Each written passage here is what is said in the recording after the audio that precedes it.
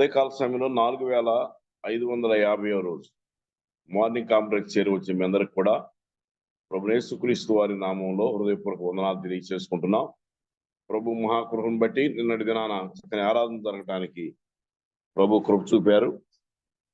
ఈ ఉదయకాల సమయంలో మరి ఈ సోమవారం దినాన దేవుని దాసులు మన ప్రియులు చిరంజీవి గారు వాక్య పరిచర్య జరిగించాలి. గాయకులు ఎం ప్రభాకర్ గారు నియమించబడ్డారు. దానికి ముందుగా మన ప్రియులు పెద్దలు పాలు గారు ప్రార్థన చేసి ఈ కార్యక్రమాన్ని ప్రారంభించవలసిందిగా మన ప్రియులు పాలు గారిని కోరుతున్నాం. అన్న పాలన వందనాలు. అందరికీ వందనాలు. జూమ్ నిర్వాహకులు వర్ణవాసుని బట్టి, నడిపిస్తున్న దాసుడు ఎడమన గారిని బట్టి, పాటలు పాడుతూ పాటల ద్వారా మీరే మహిమ పొందండి. మేము ఏం చేసినా మీ మహిమార్థంగా చేయటం ఉపనుగ్రహించమని, ఈ దినమంతట్లో మీ కాపుదల భద్రత అనుగ్రహించండి. మీ దాసుని ఆత్మతో నింపి మీ దయగల మాటలు అందించుండగా ప్రభువా తండ్రి, ఎలాంటి తొందరల శబ్దాలు లేకుండా సక్రమంగా మీ మాటలు విని వాటి ప్రకారంగా జీవించేది మాకు నేర్పించమని, నడిపిస్తున్న నీ దాసుని ఆయన చక్కగా నడిపించడానికి సాయం అనుగ్రహించమని, మా రక్షకుడు మా విమోచకుడు సజీవుడైన యేసయ్య అతి శ్రేష్టమైన నామమున ప్రార్థించి అనుకుంటున్నాం తండ్రి. ఆమేన్. వందనాలు బ్రదర్. నా వందనాలు. మంచిది.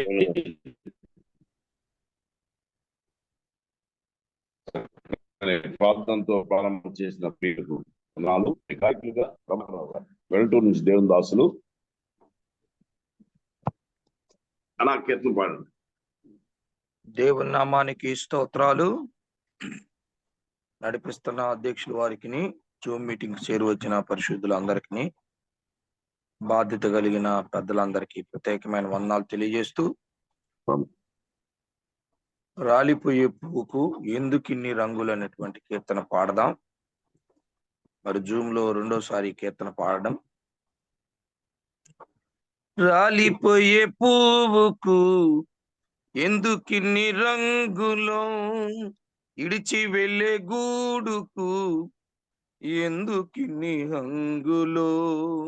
రాలిపోయే పువ్వుకు ఎందుకిన్ని రంగులో, ఇడిచి వెళ్ళే గూడుకు ఎందుకిన్ని హంగులో. అందమెంత ఉన్న బంధు బలగమెంత ఉన్నా, అందమెంత ఉన్న బంధు బలగమెంత ఉన్నా, రాలిపోయే పువ్వుకు ఎందుకిన్ని రంగులో, ఇడిచి వెళ్ళే గూడుకు ఎందుకిన్ని హంగులో. అందమైన జీవితం రంగుల గాలిపటం, అందరి కన్నులు ముందు అందంగాడును. అందమైన జీవితం రంగుల గాలిపటం, అందరి కన్నులు ముందు అందంగాడును. ఆధారమైన దారం అంటూ ఉన్నంత వరకేగా, ఆధారమైన దారం అంటూ ఉన్నంత వరకేగా. తెగక మానునా తెగనంతా గుణం, అది తెగక మానునా తెగనంతా గుణం. ఎక్కడో కొమ్మకు చిక్కుకుని చినుగును, ఎక్కడో కొమ్మకు చిక్కుకుని చినుగును. రంగులే మాయే పొంగులే మాయే, చెంగులే మాయే దాని హంగులే మాయే. రంగులే మాయే పొంగులే మాయే, చెంగులే మాయే దాని అంగులే మాయే. రాలిపోయే పువ్వుకు ఎందుకిన్ని రంగులో, ఇడిచి వెళ్ళే గూడుకు ఎందుకిన్ని హంగులో. రాలిపోయే పువ్వుకు ఎందుకిన్ని రంగులో, ఇడిచి వెళ్ళే గూడుకు ఎందుకిన్ని హంగులో. అందరికీ ప్రత్యేకమైన ప్రేమ అన్నా వందనాలు. ప్రభాకర్ అన్నా వందనాలన్నా. వందనాలన్నా. వందనాలు అన్నా. ఎవరు అన్న రాసిన వారు ఎవరన్నా ఈ పాట? ఇది వరంగల్ అన్న. వరంగల్. ఓకే.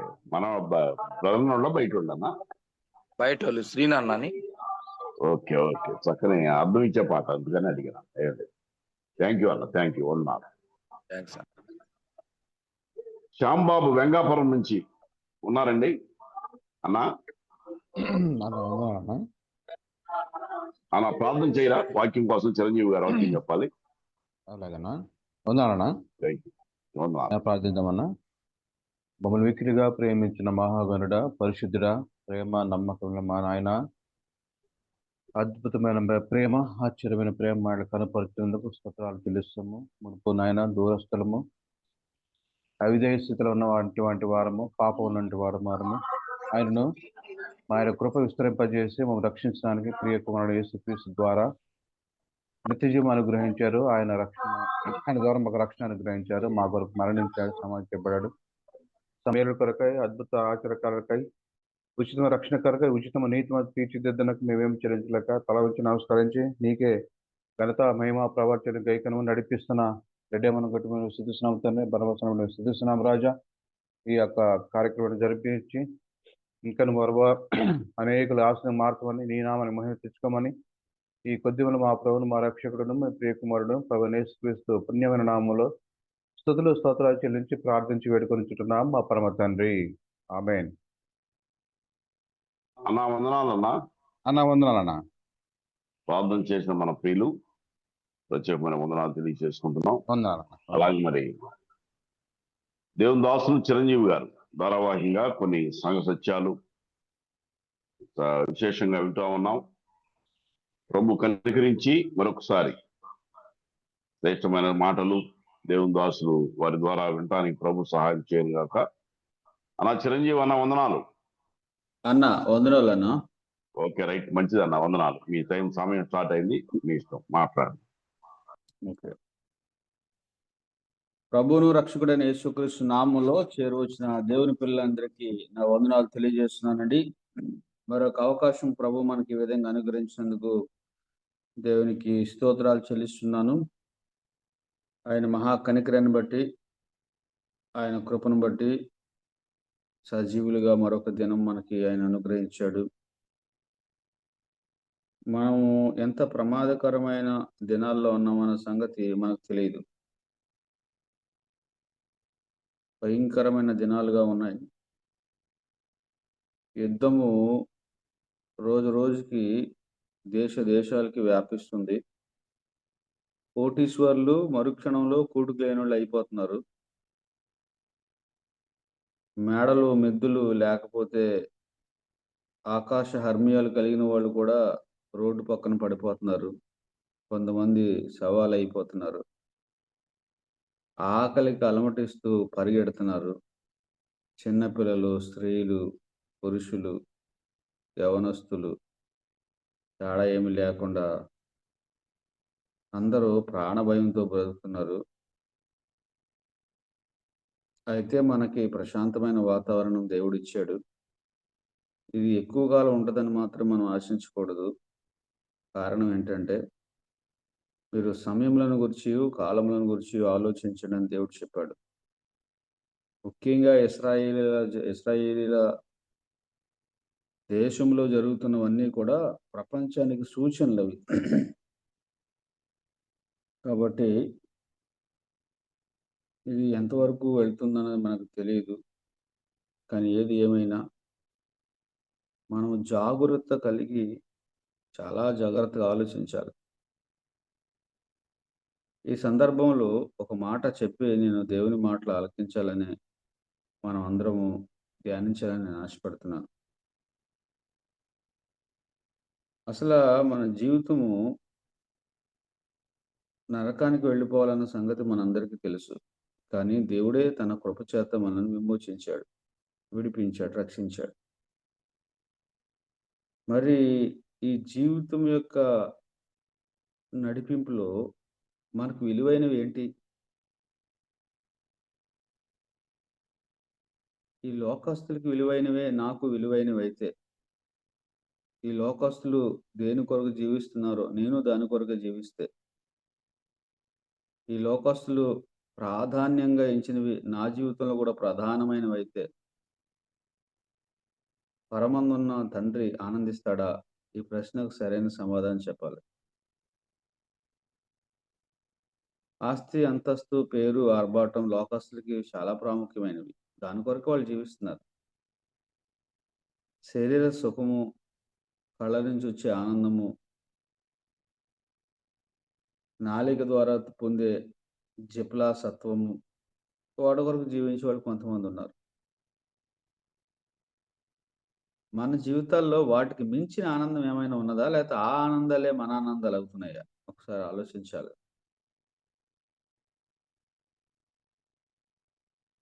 అన్నిటి అంతము సమీపమై ఉన్నది. జ్ఞానం కలిగిన వాడు, బుద్ధి కలిగిన వాడు యోచిస్తాడు. చాలా చిన్న జీవితం కాబట్టి జాగ్రత్తగా పరిశీలన చేస్తూ, దేవుని లేఖనాలను పరిశీలిస్తూ, పరిశోధిస్తూ, ఆయన ఇచ్చిన అవకాశాన్ని ఏ మాత్రం కూడా దుర్వినియోగం చేసుకోకూడదు.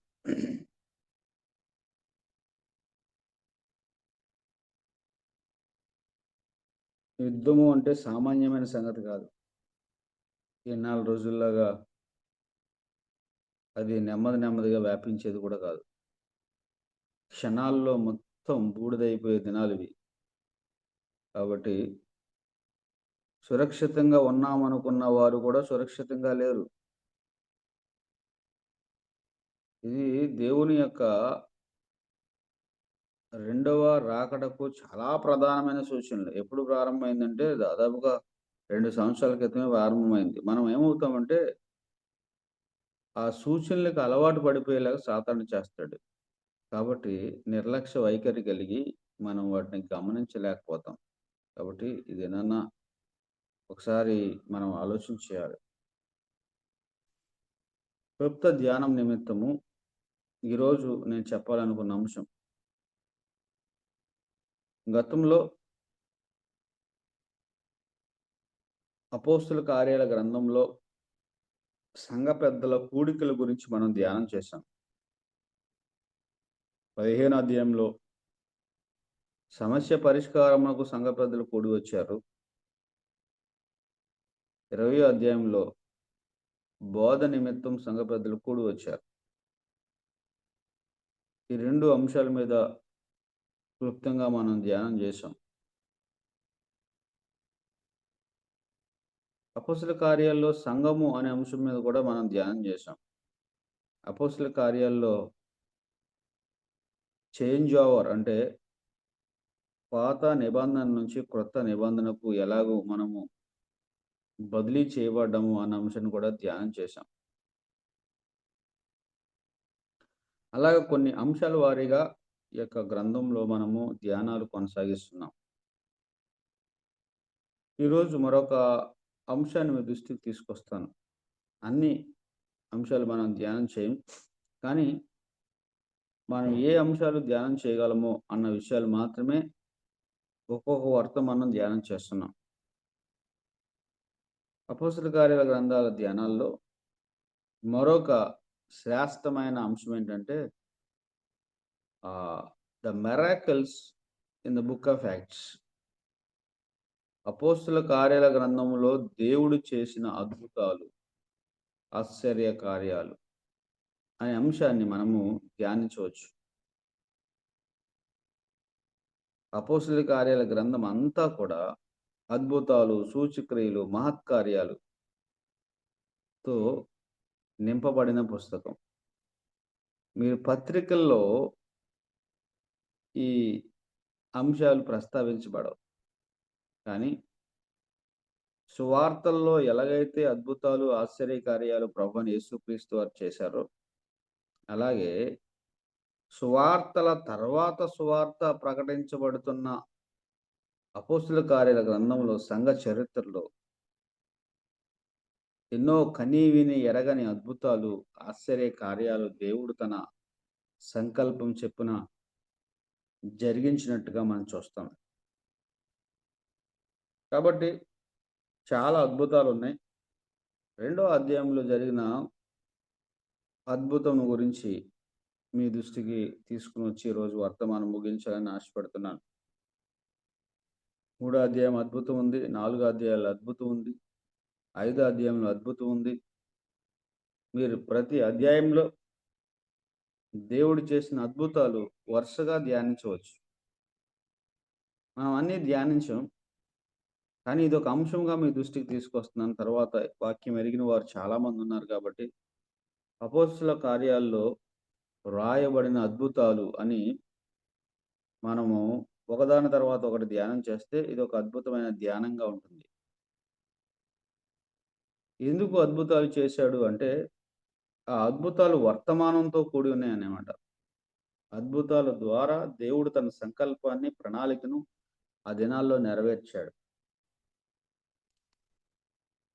దేవుడు ముందే చెప్పాడు, మీరు యెరూషలేములో నిలిచి ఉండండి అని చెప్పి. మీరు శక్తి నొందుతారు అని చెప్పాడు.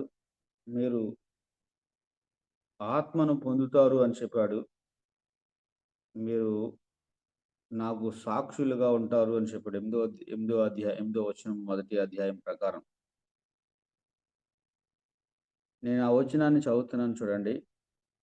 ఆయనను పరిశుద్ధాత్మ మీ మీదికి వచ్చినప్పుడు మీరు శక్తి నొందెదరు గనుక మీరు యెరూషలేములోను యోదయ సమరయ దేశములందంతటను బూది గంతముల వరకు నాకు సాక్షులై ఉందిరని వారితో చెప్పాను. అవును ప్రియులారా, నా మాట స్పష్టంగా వినపడుతుందండి.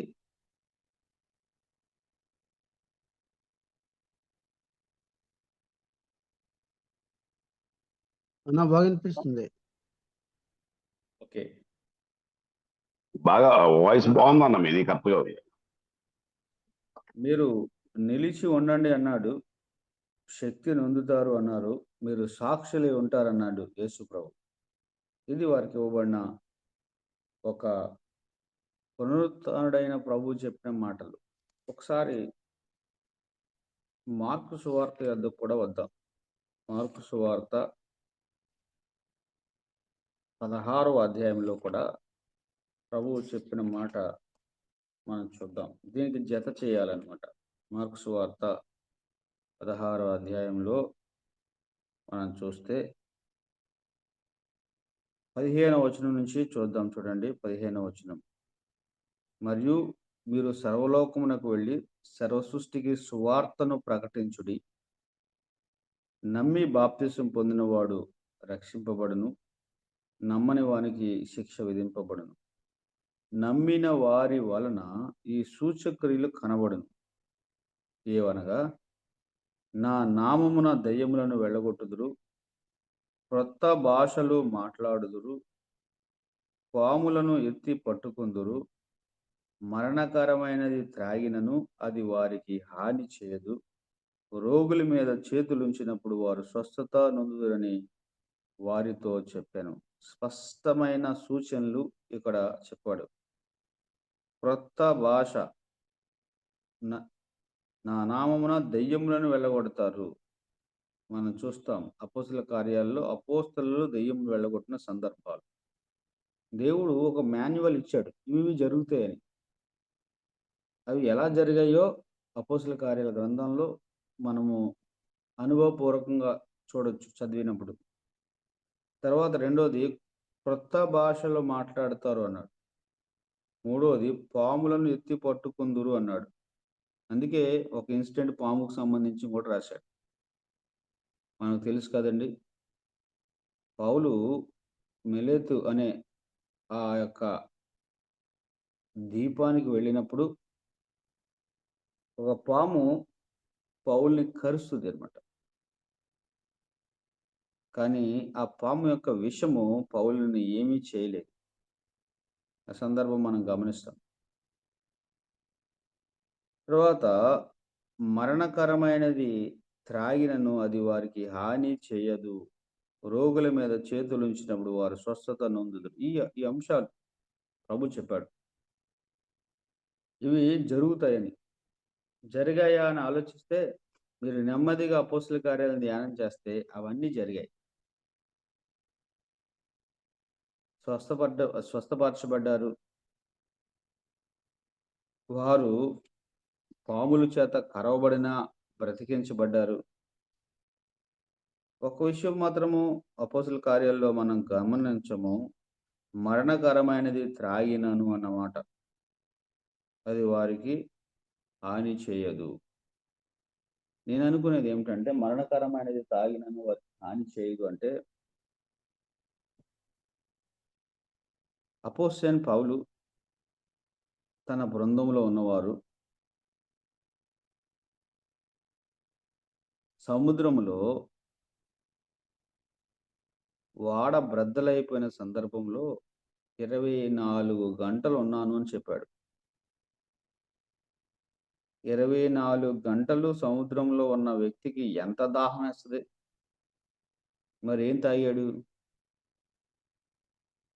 సముద్రపు నీళ్ళే తాగాడు.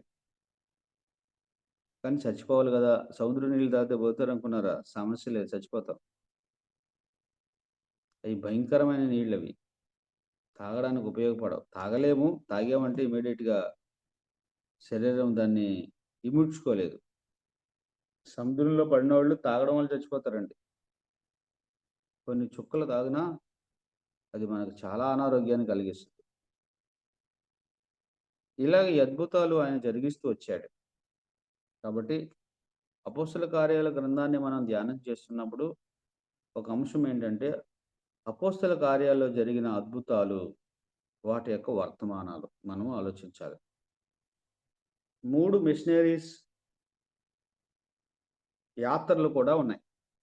అపోస్తలుడైన పౌలు ద్వారా జరిగిన 3 మిషనరీ యాత్రలు, అదొక అంశముగా మనం ధ్యానం చేయవచ్చు. మొదటి అద్భుతం ఏమిటి? దేవుడు ఆయన చేయాలనుకున్న అద్భుతాల్లో ఆరంభంగా చేసిన అద్భుతం ఏమిటి అని ఆలోచిస్తే, ఆరంభంగా చేసిన అద్భుతం ఏంటంటే 2వ అధ్యాయంలో అది మనకి కనబడుతుంది. ఇది ఎంత గొప్ప అద్భుతం, ఎంత శక్తిగల అద్భుతమో మనము ఆ వచనాల్ని ధ్యానం చేస్తున్నప్పుడు మనకు కనబడుతుంది. 2వ అధ్యాయంలో పరిశుద్ధాత్ముడు దిగి వచ్చుట 1 నుంచి మనము ఆలోచిస్తే 4వ వచనం వరకు, పరిశుద్ధాత్ముడు దిగి వచ్చుట. 5 నుంచి 13 వరకు వారు అన్య భాషలతో మాట్లాడుట, అన్య భాషలతో మాట్లాడుట 4వ వచనంలో కూడా ఆరంభమైంది, కానీ 13వ వచనం వరకు మనం చూస్తాం. 14 నుంచి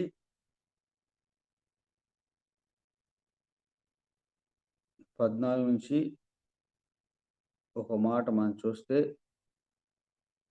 30వ వచనం వరకు, 14 నుంచి లేకపోతే 36వ వచనం వరకు సువార్త ప్రకటించబడుట.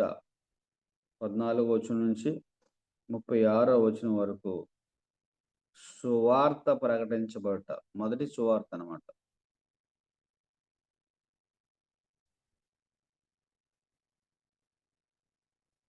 37వ వచనం నుంచి 41వ వచనం వరకు, లేదా 42వ వచనం వరకు సువార్త ప్రభావము, సువార్త ప్రభావము, సువార్త ప్రకటించబడింది, ప్రకటించబడిన యొక్క సువార్త ప్రభావము మనం చూస్తాము. తర్వాత 43 నుంచి 47 వరకు సువార్త ప్రబలము, సువార్త ఇంకా బహుగా ప్రబలం అవడం మనం గమనిస్తాం. ఇది ఈ యొక్క అధ్యాయము యొక్క విభజన. సాధారణంగా ఒక్కొక్కరు ఒకలాంటి విభజన చేసుకోవచ్చు. నాకు అనుగ్రహించబడిన ఈ అవకాశంలో నేను ఆ విధంగా విభజించుకున్నాను. చూద్దాం. మొదటి అద్భుతం ఏమిటి అంటే 2వ అధ్యాయం మొదటి వచనంలో వస్తే పెంతెకోస్తు పండుగ దినము వచ్చినప్పుడు అందరూ ఒక చోట కూడి ఉండిరి. అప్పుడు వేగముగా వీచు బలమైన గాలి వంటి ఒక ధ్వని ఆకాశం నుండి అకస్మాత్తుగా వారు కూడి ఉన్న ఇల్లంతయు నిండెను.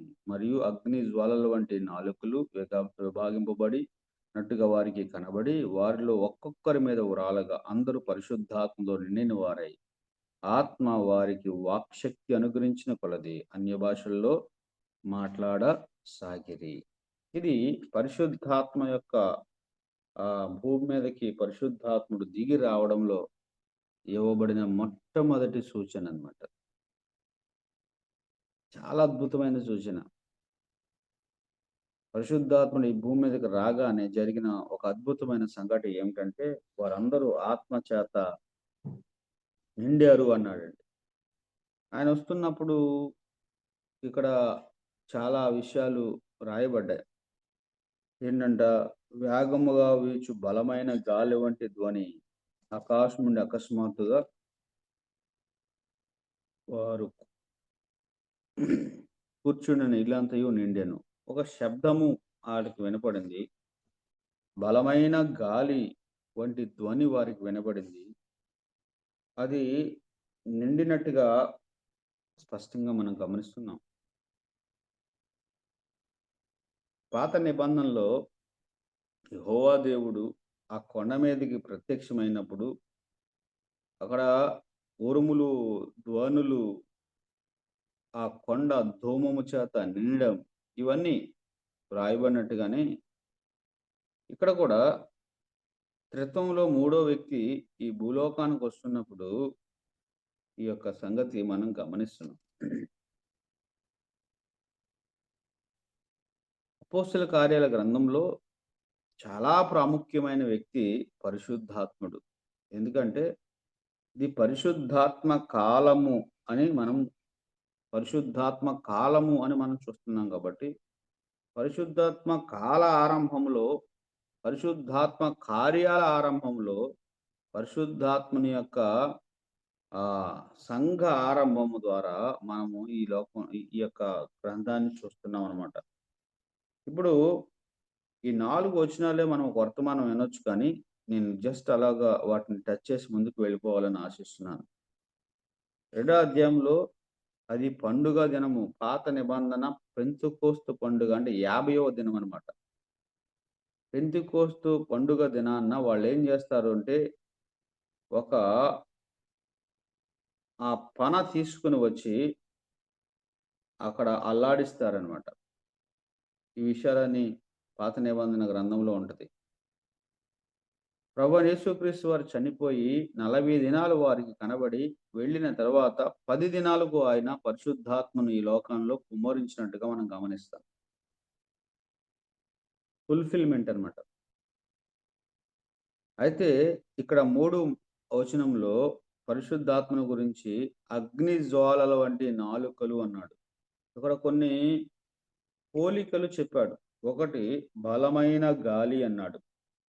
అప్పుడు వేగముగా వీచు బలమైన గాలి. ధ్వని అన్నాడు. బలమైన గాలి వంటి ధ్వని అన్నాడు. గాలి కాదు, వంటి అనేది గుర్తుపెట్టుకోండి. పరిశుద్ధాత్మ అంటే గాలి కాదు. చాలా మంది గాలి అనుకుంటారు. గాలి కాదు, గాలి వంటి అన్నాడు. అంటే గాలి కాదు అని అర్థం. తర్వాత అగ్ని జ్వాలల వంటి అన్నాడు. పరిశుద్ధాత్మ అగ్ని కాదు, అగ్ని వంటి అన్నాడు. దాని స్వభావము ఆయన కలిగి ఉన్నాడని చెప్పాలి. తర్వాత వారి మీద వ్రాలగా అన్నాడు. నాలుకలుగా విభాగింపబడినట్టుగా వారికి కనబడి వారిలో ఒక్కొక్కరి మీద వ్రాలగా అన్నాడు.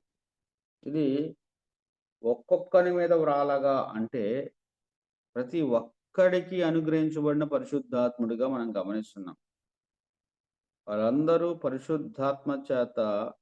పరిశుద్ధాత్మతో నిండిన వారు అన్నాడు. వారు పరిశుద్ధాత్మ నింపేవాడుగా కనపడుతున్నాడు. నేను వివరాలు ఏమి ఇవ్వట్లేదు. జస్ట్ మనం ఆ అంశాలు మాత్రమే జ్ఞాపకం చేసుకుంటున్నాం. ఆత్మ చేత వాక్శక్తి అనుగ్రహించబడిన వారు అన్నాడు. చూడండి, గాలి వంటి ధ్వని ఆకాశం నుండి అకస్మాత్తుగా వచ్చింది. అగ్ని నాలుకల వలె విభాగించబడింది. వారందరి మీద వ్రాలగా వారు నిండిపోయారు. తర్వాత వారు మాట్లాడుతున్నట్టుగా మనం గమనిస్తున్నాం. నెంబర్ 1 సూచన ఇక్కడ ఏమిటంటే, పరిశుద్ధాత్ముడు మన మీదకి దిగి వచ్చినప్పుడు మొట్టమొదట సూచన ఏమిటంటే మన నాలిక. నాలిక సంభాళించబడతది. నాలిక స్వాధీనం చేయబడతది. నాలిక గురించి చాలా వర్తమానాలు ఉన్నాయి కదా. యాకోబు పత్రిక 4వ అధ్యాయం 3వ అధ్యాయంలో చాలా మాటలున్నాయి. యేసు ప్రభు కూడా చెప్పాడు, మనుషుడు పలుకు ప్రతి వ్యర్థమైన మాట తీర్పు దినములో లెక్క చెప్పవలెనని. ఏ నరుడు నాలికను స్వాధీనం చేయలేడు అని యాకోబు పత్రికలో మనం గమనిస్తున్నాం. నాలుక అగ్నియే అని చెప్పాడు. అది మిక్కిలి చిన్నదైనను కానీ ఎంతో గొప్ప నష్టాన్ని సిచ్చుబెడుతుంది అని చాలా విషయాలు రాశాడు. గుర్రాన్ని స్వాధీనం చేస్తున్నారు, కానీ నాలికను స్వాధీనం చేయలేరు అని రాయబడింది. నాలిక పరిశుద్ధాత్ముడు ఈ లోకానికి దిగి రాగానే వారి నాలికలు ఏమయ్యాయండి? దేవుని స్వాధీనం చేయబడినాయి. వారి నాలికల మీద ప్రభావం పడింది. అగ్ని నాలుకల వలె విభాగించబడింది. వారి నాలికలు ఏమయ్యండి? దేవుని శక్తి చేత, వాక్శక్తి చేత నింపబడ్డాయి. వాక్శక్తి వేరు, వాక్ చాతుర్యం వేరు. ఇది చాలా, ఈ వ్యత్యాసాన్ని మనం అర్థం చేసుకోకపోతే మోసపోతాం. చాలా మంది ఈ దినాల్లో వాక్ చాతుర్యం చేత వెళ్ళిపోతున్నారు. ఆత్మీయులైన వారు, ఆత్మతో ఉన్నవారు ఇది వాక్ చాతుర్యమా, వాక్ శక్తి అర్థం అవుతుంది అనమాట. చాలా మంది వాక్ చాతుర్యాన్ని వాక్ శక్తి అనుకుంటున్నారు. కాదు కాదు కాదు. ఆత్మ ద్వారా పలకబడే మాటల్లో ఉన్న వాక్ శక్తి, పరిశుద్ధాత్మ శక్తి వేరు. శరీరం ద్వారా పలకబడే వాక్ చాతుర్యం వేరు. వర్తమానంలో వాక్ చాతుర్యం ఉన్నదా, వాక్శక్తి ఉన్నదో ఆత్మీయులు అర్థం చేసుకుంటారు. శరీరులు వాక్శక్తికి ఆకర్షించబడతారనమాట. ప్రాసకి, భాషా నైపుణ్యానికి, పదజాలాలకు, రెచ్చగొట్టే మాటలకు, ఇచ్చకపు మాటలకు లోబడతారు.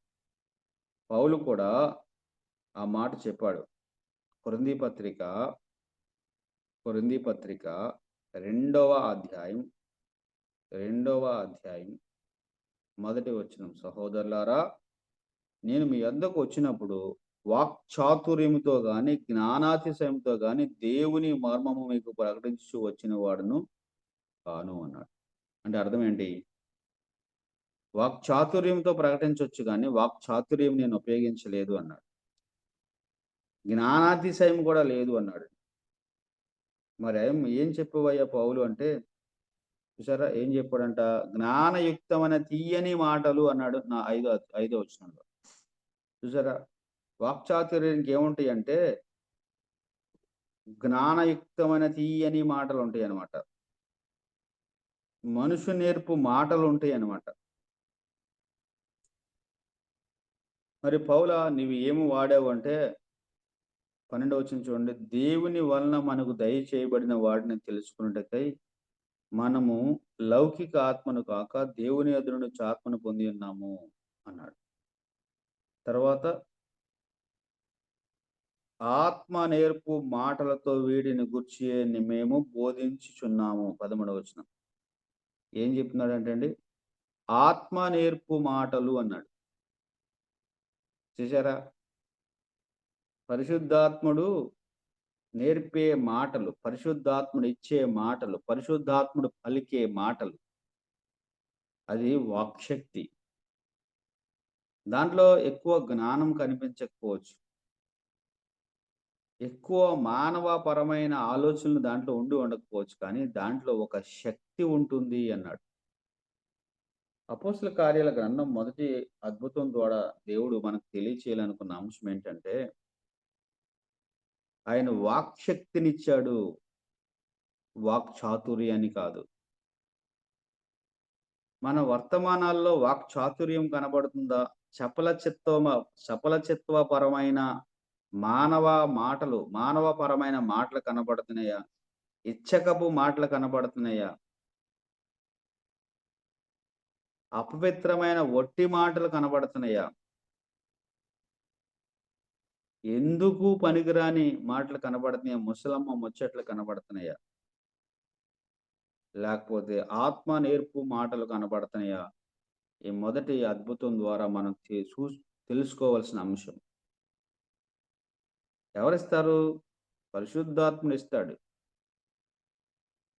మాటలు పోగు చేసుకోవాలి ఆయన దగ్గర. ఆచితూచి ఆలోచించి మాట్లాడాలి. ఎందుకు 3000 మంది రక్షించబడ్డారు? అది పేతురు జ్ఞానము కాదు, పేతురు శక్తి కాదు, పేతురు బలం కూడా కాదు. పరిశుద్ధాత్మ జ్ఞానము, పరిశుద్ధాత్మ శక్తి, పరిశుద్ధాత్మ బలము అంతమంది అక్కడ ఆ దినాన్న చేర్చబడ్డానికి అవకాశం దొరికింది. మొదటి అద్భుతం ఏంటంటే, పరిశుద్ధాత్ముడు దిగి రాగానే మన నాలికలు ఏం చేయబడతాయి? స్వాధీనం చేయబడతాయి. ఎవరి నాలికలైతే పరిశుద్ధాత్మ స్వాధీనం చేయబడలేదో వారు దేవుని మాటలు పలకలేరు. ఇది మొదటి ఆయన చేసిన అద్భుతంలో ఒక ఉద్దేశం. ఎంతమంది నాలికలు స్వాధీనం చేయబడ్డాయి? 120 మంది నాలికలు స్వాధీనం చేయబడ్డాయి. స్త్రీ పురుషు అని భేదం లేదండి. నువ్వు స్త్రీవైనా పురుషుడివైనా నీ నాలికను స్వాధీనం చేస్తాడు. ఆయన ఆధీనంలో ఉంచుకుంటాడు. ఆయన మహిమ కొరకు వాడుకుంటాడు. నాలికలో జీవ మరణములు ఉన్నాయని దైవ గ్రంథంలో రాయబడింది కదా. అవును. ఆత్మ చేత స్వాధీనం చేయబడిన నాలికల ద్వారా జీవము ప్రవహిస్తూ ఉంటది. అపవాది చేత స్వాధీనం చేయబడిన నాలికల ద్వారా మరణము ప్రవహిస్తూ ఉంటది. మన నాలికలు జీవ ప్రవాహాలేనా? ఆలోచించాలి.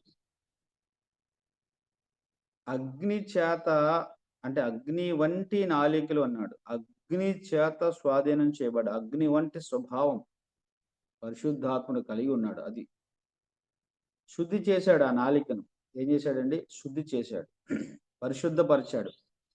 ఇంతకుముందు పదునైన మాటలు మాట్లాడే నేను, అసూయ చేత మాట్లాడే నేను, అహంకారంగా మాట్లాడే నేను, డంబంగా మాట్లాడే నేను, గర్వంతో మాట్లాడే నేను, ఇప్పుడు అవన్నీ కూడా శుద్ధి చేయబడ్డాయి.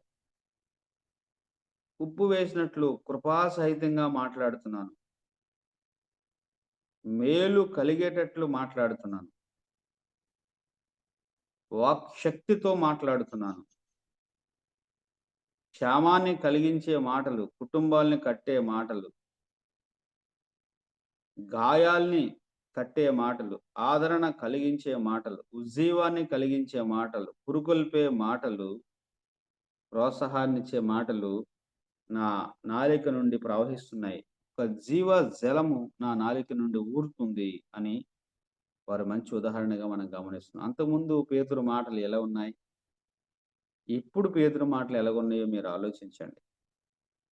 అబద్ధాలు చెప్పిన పేతురు, అదిరిపడిన పేతురు, పారిపోయిన పేతురు, శపించుకున్న పేతురు,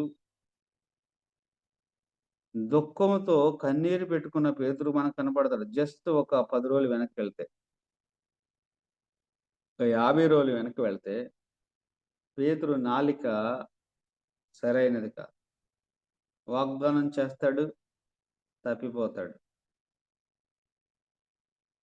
అబద్ధాలు చెప్తాడు, శాపాలు పలుకుతాడు. అలాంటి నాలిక ఇప్పుడు ఏమైందండి? వాక్ శక్తి చేత నింపబడింది. అద్భుతమైన వర్తమానం పేతురు చెప్పాడు. వర్తమానం పెద్ద లోతుగా ఉన్నట్టు ఏం కనిపించదు, కానీ దాంట్లో ఏముంది? లోతైన శక్తి, మర్మ గర్భమైన మార్మికమైన శక్తి ప్రజలు ఆ దినాన్ని అనుభవించారు.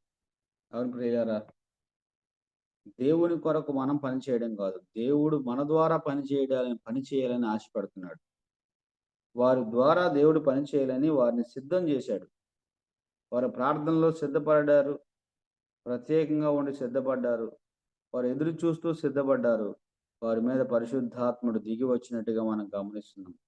ఆనాడు ఆ యెరూషలేములో దిగి వచ్చిన ఆ పరిశుద్ధాత్ముడు నేటి వరకు అనేకులను ఆయన నింపుతూ ఉన్నాడు అనమాట. అందుకే ఆత్మ పూర్ణులై ఉండుడి అన్నాడు. మద్యంతో మత్తులై ఉండకూడదు కానీ పరిశుద్ధాత్మ పూర్ణులై ఉండడి అని చెప్పాడు. కాబట్టి ఈ మొదటి అధ్యాయంలో 4 వచనాల్లో మనం గమనిస్తే అద్భుతం ఏంటంటే ఆత్మ దిగి రావడం. నెక్స్ట్ అదే కిందకి ఆ పరంపర మనం ధ్యానం చేస్తే ఆత్మ దిగి వచ్చిన వాడు చేసిన ప్రసంగము ద్వారా జరిగిన అద్భుతం. ఒకటి, ఆత్మ దిగి రావడమే అద్భుతం. రెండవది, ఆత్మ దిగి వచ్చిన వారు మాట్లాడిన మాటలు, లేకపోతే ఆ యొక్క అన్య భాషలు, అదొక అద్భుతం. అన్య భాషలు కాక వర్తమానం చెప్పిన పేతురు, అదొక అద్భుతం. రక్షించబడిన ప్రజలు, అదొక అద్భుతం. చాలా అద్భుతాలు ఈ మొదటి అధ్యాయంలో ఉన్నాయి. అయితే మొదటి అద్భుతం దేంతో ఆరంభమైందంటే పరిశుద్ధాత్ముడు దిగి రావడం. ఈ దినాన్న మనం ఆలోచించవలసిన అంశం ఏంటంటే పరిశుద్ధాత్ముడు దిగి వచ్చి ఆనాడు వారిని నింపిన ఆ పరిశుద్ధాత్ముడే అనుదినము మనము నింపబడేవారిగా, నడిపించబడేవారిగా, బలపరచబడేవారిగా, వాడబడేవారిగా మనం సంసిద్ధంగా ఉండాలి. ఆత్మకు నీవేమీ దాయలేవు. పరిశుద్ధాత్మకు నేను ఏమీ దాయలేం. ఎప్పుడు పరిశుద్ధాత్ముడు వాడుకుంటాడు? ఎవరిని పరిశుద్ధాత్ముడు వాడుకుంటాడంటే యథార్థవంతులను. అవును, పేతురు పడిపోయాడని ఒప్పుకున్నాడు. పేతురు యథార్థవంతుడు. అతని యొక్క లోపాన్ని ఒప్పుకునేవాడు, కప్పుకునేవాడు కాదు. కాబట్టి పరిశుద్ధాత్ముడు పేతురుని వాడుకున్నట్టుగా మనం గమనిస్తున్నాం. అన్య భాషలు అనే అంశాన్ని, ఇది చాలా సువిశాలమైన అంశం. అయితే దాని మీద నేను వివరించను కానీ 3 మాటలు చెప్తాను. ఒకటి, అపోస్తల కార్యాలు 2వ అధ్యాయంలో అన్య భాషలు మాట్లాడినట్లు మనం గమనిస్తాం. అపోస్తల కార్యాలు 10వ అధ్యాయం 44వ వచనంలో మరొకసారి అక్కడ దేవుడు అన్య భాషలు వారు మాట్లాడినట్టుగా రాయించాడు. 10వ అధ్యాయం 44వ వచనం మనం గమనిస్తే పేతురు ఈ మాటలు ఇంకా చెప్పుచుండగా అతని బోధ విన్న వారందరి మీదకి పరిశుద్ధాత్మ దిగెను. వారందరూ అన్య భాషలతో దేవుణ్ణి స్తుతించినట్టుగా మనం గమనిస్తున్నాం. పరిశుద్ధాత్మ దిగెను. ఏమైందంట? సున్నతి పొందిన వారిలో పేరుతో కూడా వచ్చిన విశ్వాసులందరూ పరిశుద్ధాత్మ వరము అనుజనుల మీద సైతము కుమ్మరింపబట చూచి విభ్రాంతి నొందిరి. అనగా వారు భాషలతో మాట్లాడుచు దేవుణ్ణి గణపరచుండిరి అన్న మాట మనం గమనిస్తున్నాం. అది 2వ ఇన్సిడెంట్. యూదులు దేవునిలో చేర్చబడ్డానికి, దేవుని సంఘంలో చేర్చబడ్డానికి వారు అన్య భాషలతో మాట్లాడారు. అది మొదటి అంశం. రెండోది మనం గమనిస్తే ఇక్కడ సమరయులు,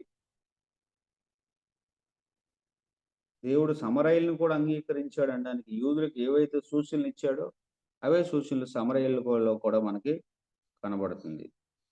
చివరిగా 19వ అధ్యాయం 6వ వచనం మనం గమనిస్తే యోహాను శిష్యులు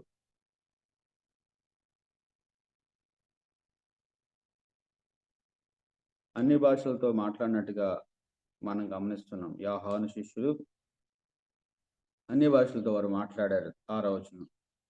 తరువాత పౌలు వారి మీద చేతులుంచగా పరిశుద్ధాత్మ వారి మీదకి దిగి వచ్చాను. అప్పుడు వారు భాషలతో మాట్లాడటకు, ప్రవచించుటకును మొదలుపెట్టిరి. వారందరూ ఇంచుమించు 12 పురుషులు అన్నమాట మనం గమనిస్తున్నాం. అవును ప్రియులారా, ఈ 3 ఇన్సిడెంట్లు ఇక్కడ మనం గమనిస్తున్నాం. 2వ అధ్యాయంలో మొట్టమొదటిసారి మనం అన్ని భాషలతో మాట్లాడిన సందర్భం చూస్తున్నాం. అక్కడ యూదులు మాత్రమే. రెండో సందర్భంలో కొర్నేలి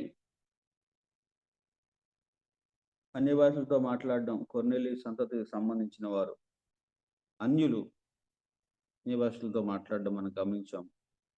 తర్వాత యాహాను శిష్యులు మారు మనసు పొంది బాప్తిసం పొంది పౌలు వారి మీద చేతులు ఉంచినప్పుడు పరిశుద్ధాత్మ చేత వారు మాట్లాడడం, పరిశుద్ధాత్మ ద్వారా అన్య భాషలతో మాట్లాడడం మనం గమనిస్తున్నాం. అదొక వేరే అంశం. దాంట్లో ఇంకా పూర్వపరాలకు నేను వెళ్ళట్లేదు, ఎందుకంటే అది ఆరంభిస్తే కొంత సమయం తీసుకుంటుంది. కాబట్టి ఇక్కడ మనం మాట్లాడే అంశం ఏంటంటే, పరిశుద్ధాత్ముడు దిగి రాగానే మన భాష సరిచేయబడుతుంది, మన నాలిక సరిచేయబడుతుంది. ఎందుకంటే నాలికే జీవితానికి చుక్కాని వంటిది. నాలికే ఎంత పెద్ద అడవిని చిన్న నిప్పు తగలబెడుతుందో, ఎంత పెద్ద వాడని చిన్న చుక్కాని నడిపిస్తుందో, ఎంత పెద్ద గుర్రాన్ని ఒక కళ్ళెము నడిపిస్తుందో, నాలిక మనల్ని నడిపించేదిగా ఉంది. కాబట్టి ఆ నాలికలో జీవాన్ని దేవుడిచ్చేవాడిగా ఉన్నాడు. అయితే వారు అన్ని భాషలతో వారు మాట్లాడారు అన్నమాట మనం గమనిస్తున్నాం. 5 నుంచి మనము దాదాపుగా 13వ వచనం వరకు చూస్తే వారు మాట్లాడిన ప్రజలు ఎవరో రాశారు. ఏం మాట్లాడారు వాళ్ళు? అన్ని భాషలతో అంటే ఏం మాట్లాడారు? వారు ఏం మాట్లాడారంటే 5, 6, 7, 8 వచనంలో మనం చూస్తాం. ఆ కాలమందు ఆకాశము క్రింద నుండి ప్రతి జనములో నుండి వచ్చిన భక్తి గల యూదులు యెరూషలేములో కాపురముండిరి. ఈ శబ్దము కలుగా జనులు గుంపులుగా కూడివచ్చి ప్రతి మనుషుడు తన తన స్వభాషతో వారు మాట్లాడుట విని కలవరపడిరి. అంతటా అందరూ విభ్రాంతి నొంది ఆశ్చర్యపడి, ఇదిగో మాటలాడుచున్న వీరందరూ గలిలయులు కారా అన్నాడు. వాళ్ళు ఏం మాట్లాడుతున్నారు? అన్ని భాషలు అంటే స్పష్టమైన భాష అది. అక్కడ భూమి కింద ఉన్న అనేక మంది వచ్చారన్నమాట మనం చూస్తున్నాం. ఆకాశం క్రింద ఉన్న అనేక మంది వచ్చారు. వారి భాషలు వేరు, కానీ అక్కడ ఉన్న గలిలయులందరూ కూడా వారి స్వభాషలో మాట్లాడుతున్నారు. వారికి అర్థమయ్యే భాషలో వారు మాట్లాడుతున్నారు. మనలో ప్రతివాడు తాను పుట్టిన దేశపు భాషతో వీరు మాట్లాడుట మనం వినుచున్నామే, ఇదేమి అన్నాడు. కింద రాశాడు ఎన్ని దేశాల నుంచి వచ్చారు. వాళ్ళు అన్ని దేశాల్లో ఏం మాట్లాడుతున్నారు?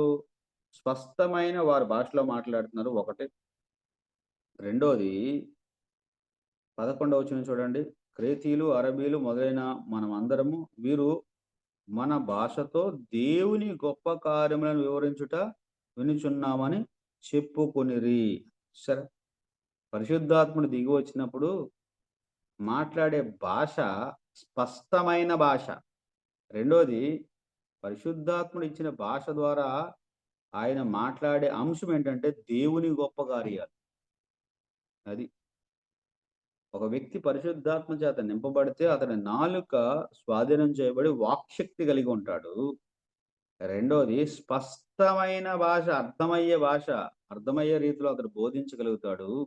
మూడోది, ఇక్కడ ఆయన చెప్పిన మాట ఏంటంటే దేవుని గొప్ప కార్యాలు అతడు మాట్లాడుతుంటాడు.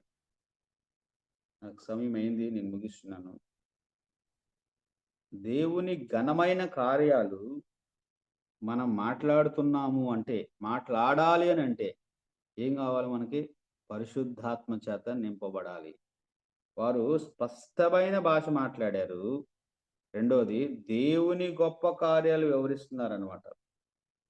లోతైన సత్యాలు, బలమైన సత్యాలు, ప్రజలకు మేలు కలిగించే సత్యాలు, విలువైన సత్యాలు మనం మాట్లాడాలంటే మనం దేవుని ఆత్మ ఆధీనంలో ఉంచబడాలి. ఈ దినముల అంతమందు ఆయన మనల్ని తన ఆత్మ చేత నింపి, కిందే చెప్పాడు, నా ఆత్మను కుమ్మరిస్తానని. అక్కడ కుమ్మరించాడు, మళ్ళీ అది జరగబోతుంది అంత్య దినాల్లో. పార్షియల్ ఫుల్ఫిల్మెంట్ అంటారు అనమాట. మళ్ళా మనము దేవుని అక్కడ చెప్పాడు, యవనస్తులు దర్శనాలు చూస్తున్నారు, వృద్ధులు కలలు కంటున్నారు. ఆ ఏవేలు గ్రంథంలో ఉన్న ఆ సంఘటనను ఈ సంఘటనతో పోల్చబడింది. మళ్ళా అంత్య దినాల్లో మరొకసారి దేవుడు తన గొప్ప కార్యం చేయబోతున్నాడు. కాబట్టి ఈ దినాన్న మొదటి అద్భుతము మనం ధ్యానం చేశాం. ఏంటంటే పరిశుద్ధాత్ముడు దిగి రావడం, బలహీనులు బలపరచబడ్డం. మాట్లాడలేని వారు మాట్లాడే శక్తి ఇవ్వబడ్డం, ఆత్మ ద్వారా వారు నడిపించబడ్డం, అనేక మంది కింద ఆ వర్తమానం యొక్క ఫలం మనం గమనిస్తాం.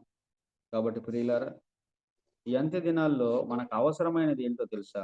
ఆత్మ చేత స్వాధీనం చేయబడ్డం, ఆత్మ చేత నింపబడ్డం, వాక్శక్తి చేత బలపరచబడ్డం, స్పష్టమైన భాషతో దేవుణ్ణి మహింపరచడం, స్పష్టమైన శక్తి కలిగి దేవుని ఉన్నతమైన కార్యాలు, బలమైన కార్యాలు మన ద్వారా వివరించబడ్డాయి. ఇవన్నీ ఆత్మ మన మీదకి దిగి వచ్చిన లేదా ఆత్మ మనను నింపిన వాని యొక్క సూచనలు అనమాట. ఇంకా ఆత్మ దిగి రావడం అంశాలు లేవు. ఎందుకంటే పరిశుద్ధాత్ముడు దిగి వచ్చాడు. ఇప్పుడు ఇంకా ఆయన మనలో నివసిస్తున్నాడు. ఎవరైతే ఆయన అంగీకరిస్తారో, ఎవరైతే ఆయన స్వీకరిస్తారో వారిలో పరిశుద్ధాత్ముడు ప్రవేశిస్తాడు. రెండవ అంశం ఏంటంటే, ఎవరైతే ఆత్మను అనుసరించి నడుస్తారో, ఆత్మానుసారులుగా ఉంటారో పరిశుద్ధాత్మ చేత నింపబడతారు. నింపబడిన వారి ద్వారా ఈ యొక్క సూచక్రియలు కనబడతాయి. కాబట్టి కొత్త నిబంధన సంఘ ఆరంభంలో ముఖ్యమైన వ్యక్తి ఎవరు అని లేఖనాలు తెలియజేస్తున్నాయి అంటే పరిశుద్ధాత్ముడు. ఆయన నడిపింపు, ఆయన నింపుదల, ఆయన యొక్క స్వాధీనంలో ఉన్న వ్యక్తులు ఈ అంత్య దినాల్లో దేవుని మహిమను, దేవుని ఘనమైన కార్యాలని ప్రపంచానికి వివరిస్తారు. దేవునికి మహిమకరంగా జీవిస్తారు. దేవుడి మాటలు మన కొరకు దీవించును గాక.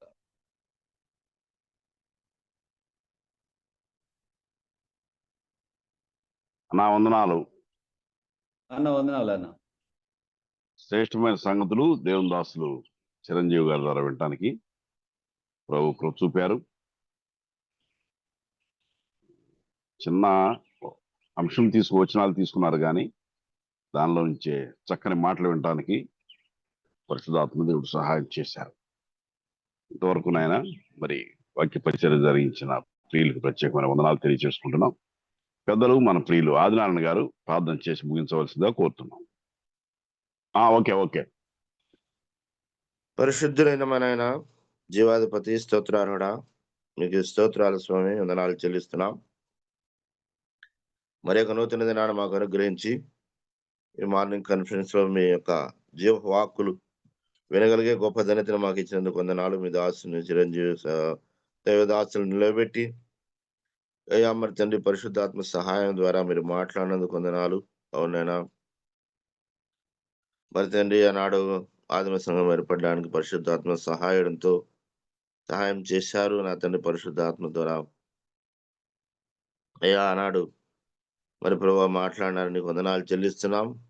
ఈనాడు కూడా పరిశుద్ధాత్మ పొందిన వ్యక్తులు మరి తండ్రి చక్కగా మాట్లాడతారు, వివరిస్తారు అత్యయుక్తంగా అని ప్రభు మీ దాసు ద్వారా ఇచ్చిన వర్తమానాన్ని బట్టి మీకు వందనాలు స్తోత్రాలు చెల్లిస్తున్నాం స్వామి.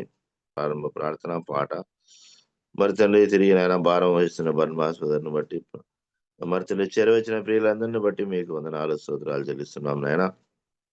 ఈ దినం మరి తండ్రి ఇచ్చిన మంచి వర్తమానాన్ని బట్టి నీకు స్తోత్రాలు వందనాలు చెల్లిస్తూ అవంతా మేము అర్థం చేసుకొని అర్థయుక్తంగా మేము కూడా ఎక్కడైనా నా తండ్రి ప్రభావ వీటిని వివరించడానికి కృప దయచేయమని ఘనత మహిమ ప్రభావం మీకు ఆరోపిస్తూ ఇదిన కార్యక్రమం అంతట్లో మాతో నడిపించమని మా ప్రాణ ప్రియుడు రక్షకుడు విమోచకుడు అంటే యేసు ప్రభువు వారి పరిశుద్ధమైన నామాన్ని బట్టి స్తుతించి ప్రార్థించి దీన మనసు అడిగి వేడుకుంటున్నాం తండ్రి. ఆమేన్. వందనాలన్న. అదేనన్న వందనాలు. ఏదన్నా అనుభవజ్ఞులు మరి ముఖ్యంగా దేవుని నడిపింపు, చక్కని వాక్య సందేశం 40 నిమిషాలు వాక్యం తయారు చేసుకుంటానికి మనం ఎన్నో ఏర్పాట్లు చేసుకుంటాం.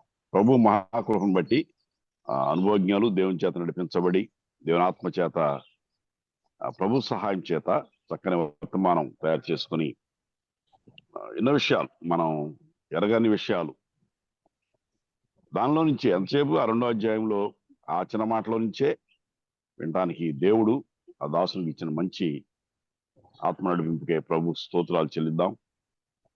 వాక్య పరిచర్య దాసుని, వారి కుటుంబాన్ని, వారి పరిచర్యను జీవమూల హస్తాలకు అప్పగించుకుంటూ చక్కని పాట పాడిన ప్రార్థన చేసిన పాల్ గారు, అలాగే మరి వాక్య సహాయ కోసం ప్రార్థన చేసిన వారు, గాయకులు, ముగింపు ప్రార్థన చేసిన ఆది నాన్నగారికి అందరికీ పేరు పేరున వందనాలు. ప్రాముఖ్యంగా వాక్యాన్ని చక్కని శ్రేష్టమైన సంగతులు చిన్న మాటలో నుంచే వినటానికి ప్రభు కృప చూపారు. అందును బట్టి లోతైన సంగతులుగా కనపడలేదు, కానీ చాలా శ్రేష్టమైన సంగతులు విన్నాం. అందుకే ప్రభు స్తోత్రాలు చెల్లిస్తూ మిగిలిన సమయాన్ని పెద్దలు మన ప్రియులు కార్యక్రమ నిర్వాహకులు, అధ్యక్షుల వారికి నేను ఈ సమయాన్ని అప్పగిస్తున్నాను.